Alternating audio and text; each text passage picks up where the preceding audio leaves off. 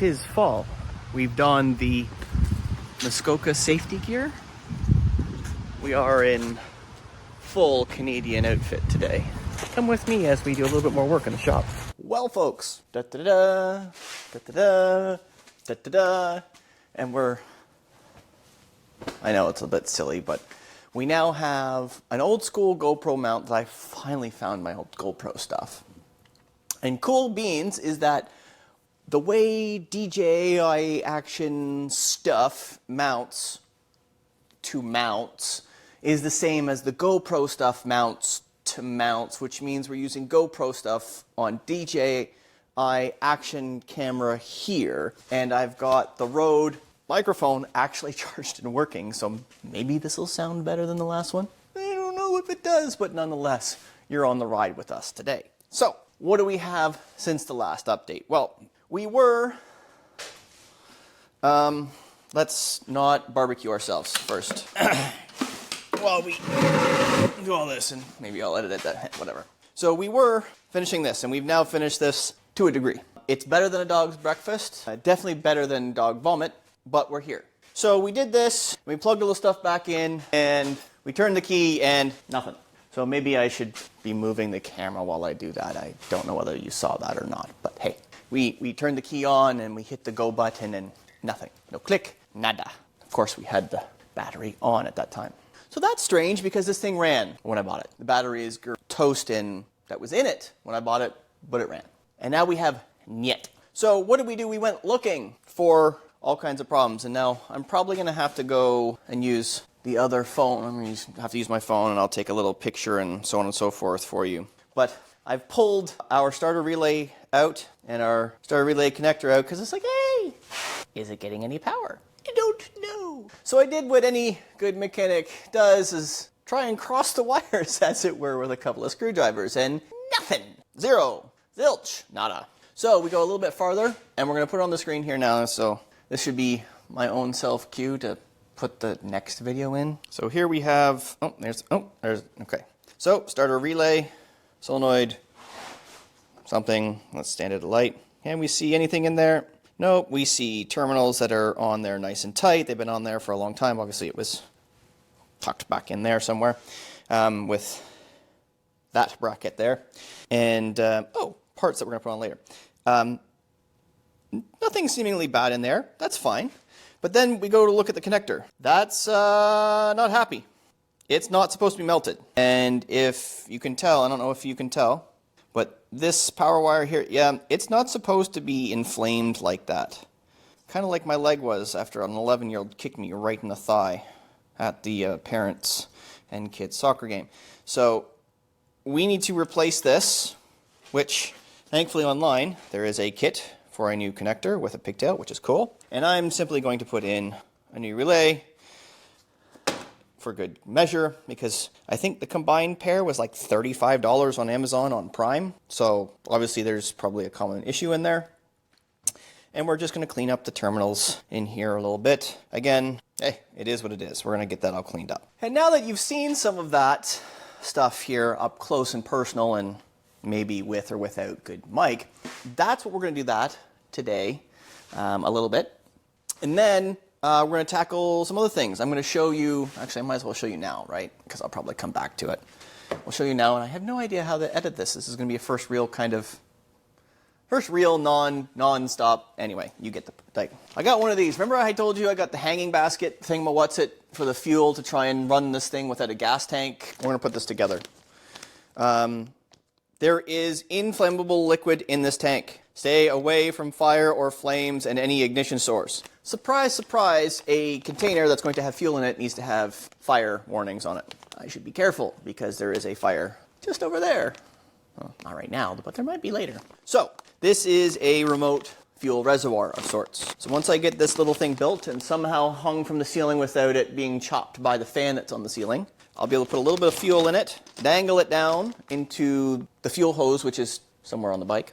And then once we have a bike that will, in fact, turn over, where we go turn the key and hit the start button and it goes click and tries to start, we know we can add fuel and see if the bloody thing starts. all intents and purposes, it should. And once we do that, and that's probably not going to be today, so don't get your knickers in a twist. That's probably not going to be today because we're only going to do a little bit. We might put these bad boys on.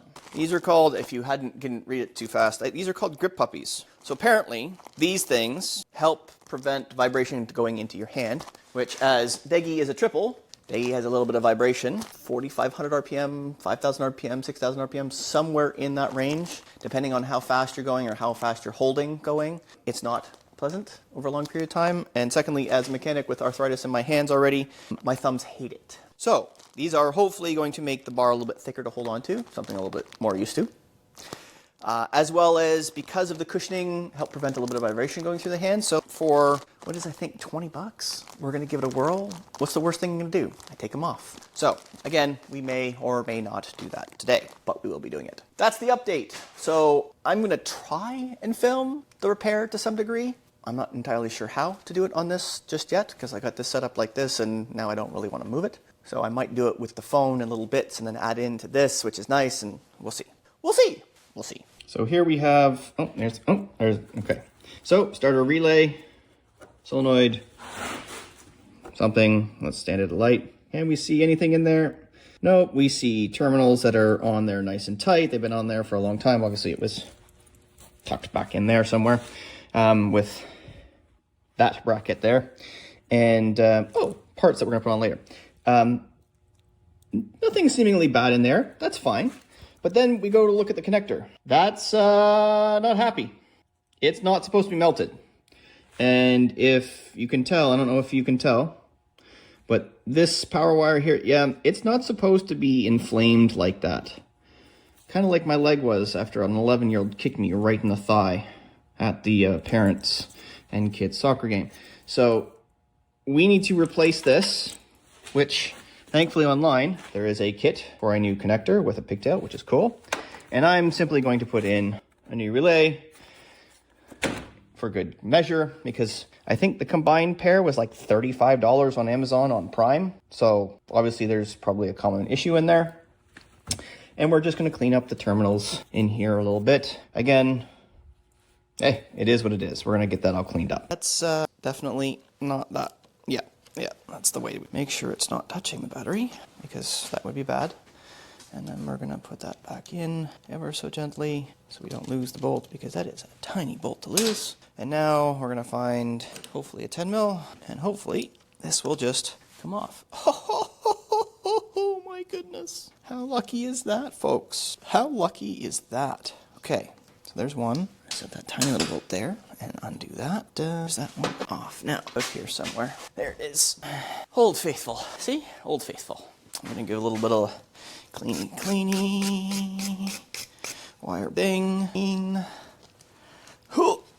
we get the new one out and pray that it's the same. And it looks, I don't know if I can, how well that's going to show, but hey, looks like it's pretty much the same thing. So, God willing, we'll have a good to go here. It looks like we have some new bolts to use, and they come. It's a little cold out here. Probably should have built a fire. So we're gonna do this, and let me know in the comments whether you guys you can hear me just fine. I need to change this up a little bit. It's being difficult. Don't be difficult. We don't need more difficult things. We're already working on a 25-year-old bike. We don't need more difficult things. So down, I'll get these two bad boys fed on. This is not an easy thing to do. This is the way, because almost like we need 3 hands here to some degree. I'll get that put on, nice and neat. And it looks like the tab goes in just in such a way that tightened on there a little bit. And then we'll tighten her up here. Like this, you really got to make sure everything's clean and nice and tight, because I experienced this far with old cars and older bikes and so on and so forth. If they aren't clean, terminals aren't clean, if the cables aren't clean, if the bolts aren't clean, like so on and so forth, it can just not work. And don't understand why, because some of the stuff just works when it's 25 years old and never been touched, and all of a sudden when you go to take it apart, it's like you just stop the flow of electricity all of a sudden. It never wants to work again because it's not what it was originally. But it is what it is. And I don't know where the small little 1/4-inch 10 mil ratchet is at this current moment. I could probably find it if I looked for it, but I'm not gonna. But we're going to do this, make sure it's snug, nice and snug, nice and snug. And there we have that on. Now, this will not reach that once we are on. So we might as well try and fuss to put this back in. And I don't know if that's going to be something that's hard to do or easy to do in this circumstance, because it was a pain in the ass first time around. Probably shouldn't be wearing my ring and my watch, but hey, I'm wearing my safety shoes. Not. I'm wearing my safety gloves. Not. Technically, I am wearing glasses. I don't know if these are tamper-proof or not. Tamper-proof might not be the right word, but hey, we're working on a 25-year-old bike. And that's on there nice and tight. Tight like a tiger! And we're going to try and tighten that up, which is not going to be easy, I don't think. But it might be easy. Who knows? Hey, that's tight. Let's see if we can slip and slide this back in, maybe without destroying it. Who knows? Oh, maybe. Oh. Okay, now this was a sideways feed, wasn't it? Yeah, so it's on the right orientation. Now, downside being is I'm using my phone to record, or else I'd have another light source. And as I don't have that currently, this might be a little bit difficult. Now this does not want to go on nicely. Oh, that's, no, come on, no, come on. Insert SpongeBob SquarePants. A few hours later. Okay, we have back in place. Okay, that is decent. Not great, but decent. Okay, so it is in fact on. It is in fact somewhat the way it was when it came out. I realize I didn't show you that, but hey, we are here. So, somehow, we need to neatly, gently take this apart, just like we've been doing all along. Where did my sidecars? There. These are Grandpa pliers. These are old. These still have the Made in USA tag on them. I'm Canadian, and these were bought by a Canadian in a Canadian place. But these have been around a long time. I don't know when my grandfather bought these, but it was definitely a hot minute ago, because Grandpa's been gone a couple of years now, and he was 90... God, I don't remember. I think Grandpa was 91 when he passed. So these could be as many as... Those pliers could be as many as like 40 or 50 years old anyway. Now, we have already a small discrepancy in that I just noticed... Oh, it both has 4. But our old plug only has 3. So this... Let's see, I don't know whether you guys can see it or not. I hope you guys can. Let me see. Let me go around the camera and see. Yep, you might be able to see it. Maybe I can bring you a little bit closer. Can I bring you a little bit closer? Get you back on the level. This content thing is hard. Yeah, so this only has 3 wires. This has 4, so we don't need one. Which one don't we need? So when we're looking at it, it's the top left. So this red wire right here, I don't want to cut it. Why don't I want to cut it? Because, well, I just don't feel like cutting it. So we're going to do a little bit of tapey tape. Next step. That's out of the way. And go from there. So that's the one we don't want to use. I'm going to tape this up, down all the way down here. This is going to get taped again in the not so distant future properly. So we're just doing this ugly duckling style. Again, I am not the best person to take advice from in terms of repair, because like I always say, I was good doing this when I was doing this every day, but I wasn't great. So there are far better technicians out there than me. Have a look for them for some advice and answers and things like that. So trim this, then we start going through the motions, and I'm gonna make sure we have a nice little bit here and a nice little bit here.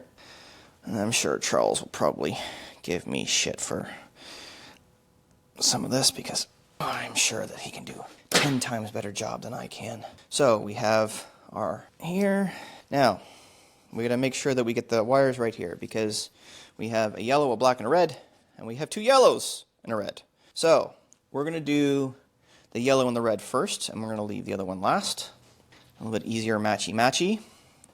Remember how I said this was a little bit not so nice? So we're gonna go back a little bit. Go back just a little bit. Now, I've left this as a long pigtail so that we can get some good heat shrink on it first. That's seemingly one of the things that I had difficulty teaching apprentices right off the rip, because they tended to try and put the heat shrink on the short side, and then they would melt the heat shrink before finishing the solder, and that's just a lot of extra work that you don't need to do. So, wire here, which hey, not too bad.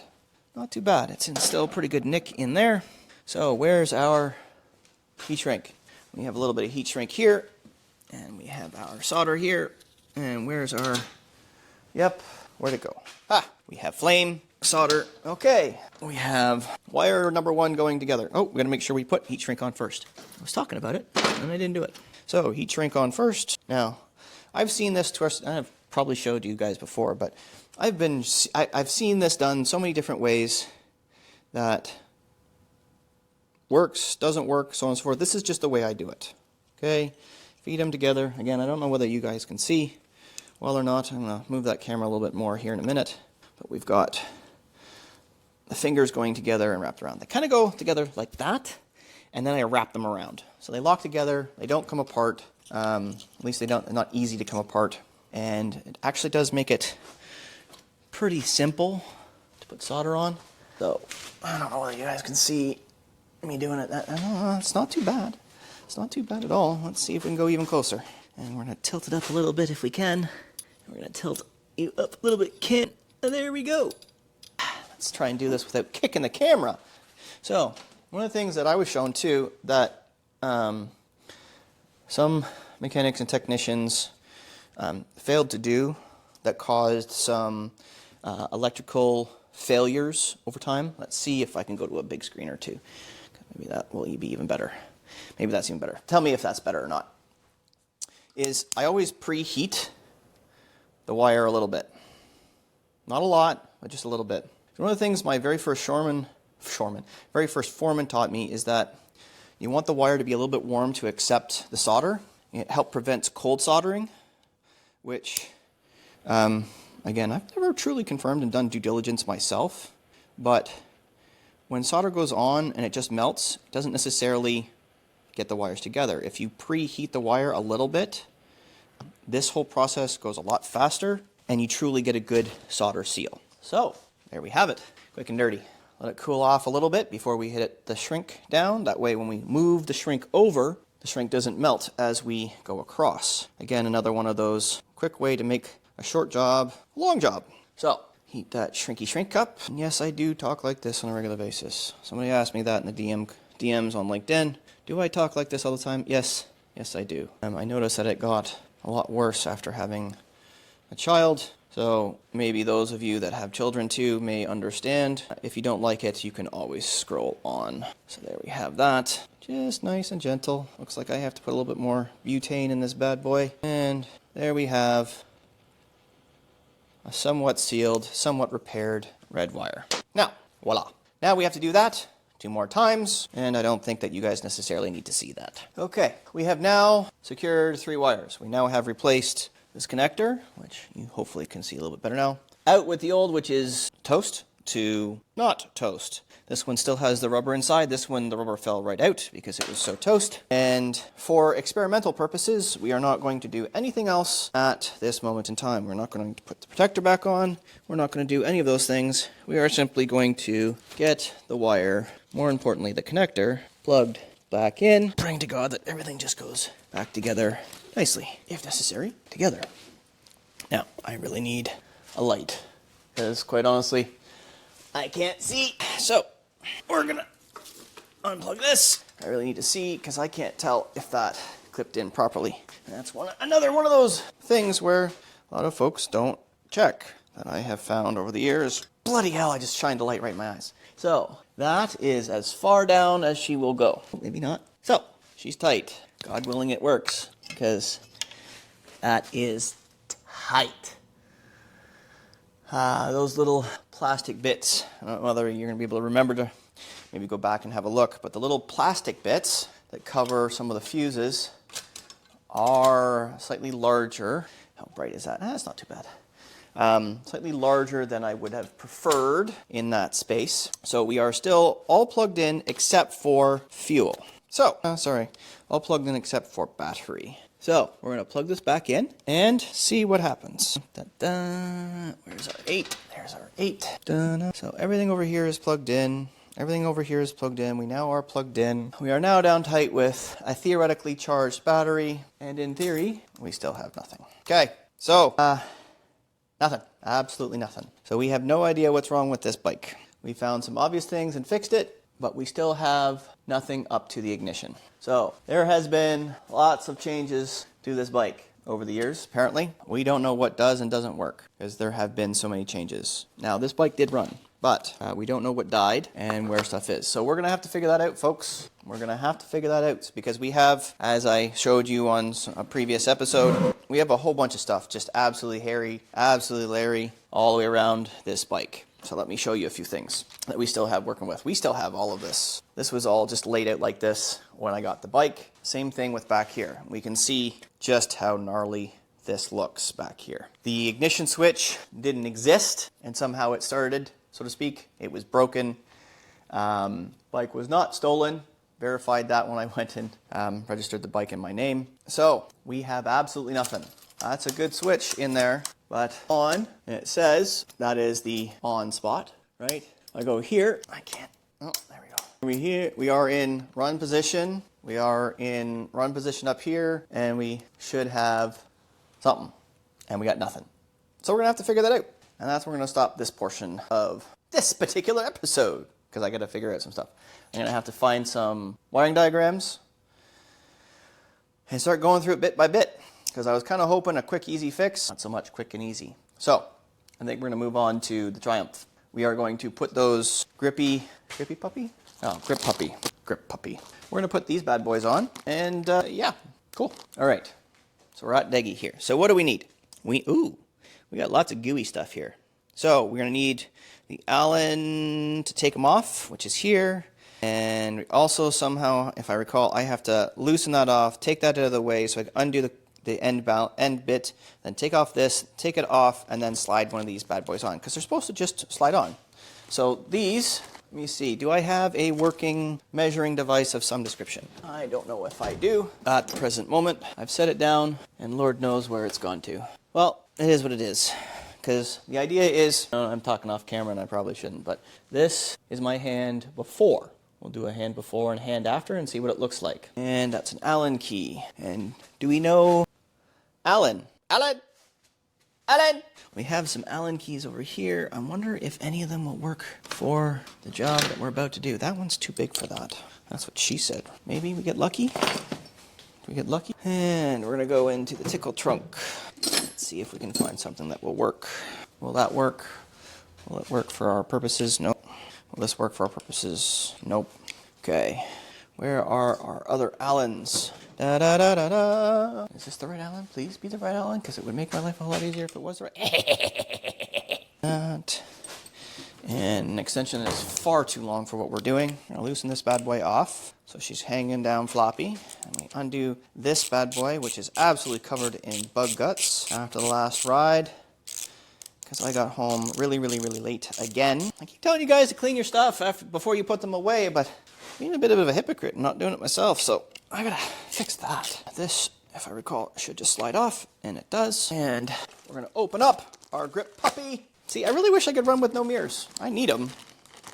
The bike looks so much better without the mirrors, because this is just supposed to, like, slide on or something. Covered in bird guts. Maybe we're gonna have to get some kind of, There's no instructions for this thing, so we're really winging it. Get a super thin flathead and see if that helps us in any capacity, because then we can over the top and then around.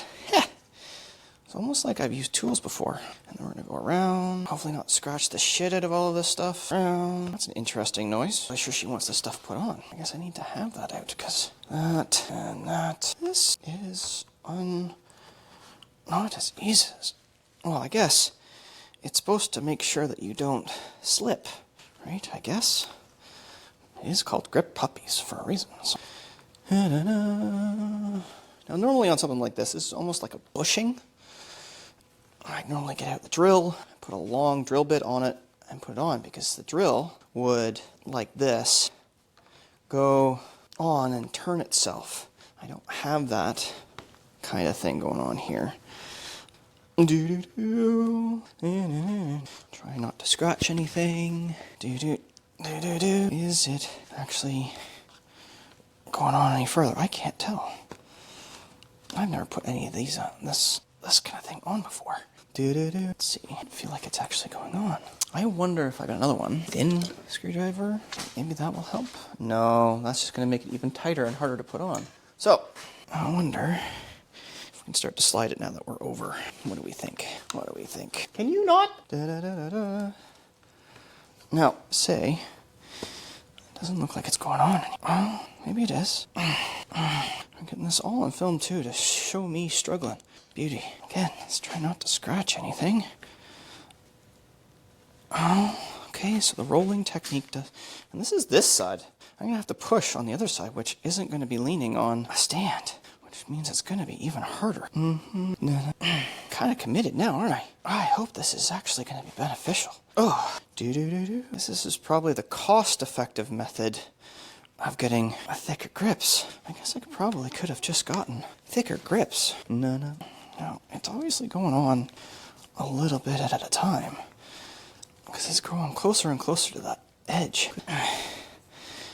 How long is this going to take? Oh, it seems to make it a little bit better. Oh, arthritis. The reason why we're trying to do this in the first place. Did I miss instructions? Dilute soapy water. Dilute soapy water. I'm not entirely sure I want to do that, to be honest, because that just feels like a good way to ruin stuff, but at the same time, maybe we'll get the soapy water for the other side. Okay, that's on as far as it'll go. So now it looks like I'm going to need to trim these. Okay, so we're cutting ever so slightly. I don't know whether I'm completely blocking the field of view. That's better anyway, because now I have some light. So that is maybe a better cut, but hey, I'm just a mechanic. I'm not a artiste with a knife. Let's not cut ourselves. Let's go nice and gently all the way around. Gonna have to go the other side because I can't hold the turn. And okay, now that's a bit bulgy. Alrighty, I think we need to cut a little bit more because that's still bulgy. I'm not sure if I like that. I want it to be kind of flush. So we're gonna try and cut this a little bit. It's probably gonna look like shit, but I'd rather it not be the prettiest and not be annoying, because that is very prominent. I'd rather it not be prominent. It's not too bad. Okay, so could be a whole lot worse. And let's go back. This is the after image. That's a lot better. That's a lot better. Nice. I think that is going to make a lovely treat on the road. Won't know until we ride it, but hey, 'tis what it is. Let's see if we can get the other side on. So we've got a little bit of cleaner. It's not a hardcore cleaner. It's a little bit of soapy water, as it were. Soapy water on it. And we're going to see what happens. And we've got our long, no, where'd it go? There it is. Our long flathead. We've got a little bit of wetness in there. And hopefully we can just slide her on a whole lot easier than we did last time. That's already going on a treat. Imagine that, if you read the instructions, it goes a lot easier. Does it slide? Good thing slides. Let's see. Imagine that, it just slides on. Trimmy trim, much better. So, let's see. What are we gonna do today? We're gonna undo this and see if we can find some fresh knivery, because this is dull blade. In theory, I have some not so dull blades, which I do. It's empty. Lovely. Okay, we now have a sharp enough blade to cut my finger off. Cut. Why does this look like it's shorter than the other side? Side. Factory grips are down there. Already noticed. I'm gonna do that weird trim first. I'm gonna do it second. And also, you know what? This side is not as important for that. I don't think. What we're gonna do is now make it flush with that edge, just like we did the other side. Chew me out in the content and the comments if you like. There. So let's get the caps back on. Probably gonna have to. Probably should have marked them, except because I'm pretty sure it was completely forward. Thus, anyway, this bad boy back on. Well, that is pretty much it. Over here. I don't know if you can see. Oh, that's not the one I need to tighten up first there, Taylor. We're gonna have to take the Allen key back out on the next ride to make sure we get this bolted up at the right angle so I can actually see behind me. And make sure we put all of the bug guts back on. That's back on, that's back up, and for the most part is on correct, at least for my liking. Let's stand this thing up, see how it feels in my hands. And you can laugh at me all you want for throwing my leg up that high. Oh, wow, that really changes that. Cuckoo, ka-choo, folks. Cuckoo, ka-choo. That's definitely not on right. But there we have Grip Puppies on the street triple. That is definitely going to change things because it definitely spreads that out a little bit and changes how it feels. Now, just a little tidbit here for anybody riding a triple or thinking about buying a triple, even though I said don't buy a brand new one. Good bikes. Awesome. I love this thing. I am 5'11" on a good day. Somewhere between 5'10" and 6'1", depending on whether I've had a good sleep, whether I've been adjusted, and whether I'm wearing boots or running shoes. So take it with what you will. I do wear a 32-inch inseam pant, and notice how I can't squeeze my thighs together on this bike anymore. With the tank where it is, I have to be here, and notice, I don't know if you can see the ground, but my heels are probably 2 inches off the ground. This is not a short bike. It is a naked. It is the equivalent horsepower of a standard 600, even though it's 765. It is tall. Even with the handlebars where they are, it still feels tall, it still feels back. And I know it's definitely not super sport because the Moto 2 version of this bike has clip-ons. And that would mean that my hands were here, even farther forward. So if I put her on the stand, for y'all to see, balls the feet on the pegs, right? This is the riding position. This is not upright riding. There is no protection here at all. So we have a couple ideas how we're going to fix that. So we're going to have to make it work. Hence why we got the Grip Puppies in the first place. We're going to have to make it work. So on that note, as dirty as this girl is, negative pushes, positive pulls. And always clean your toys before you put them away.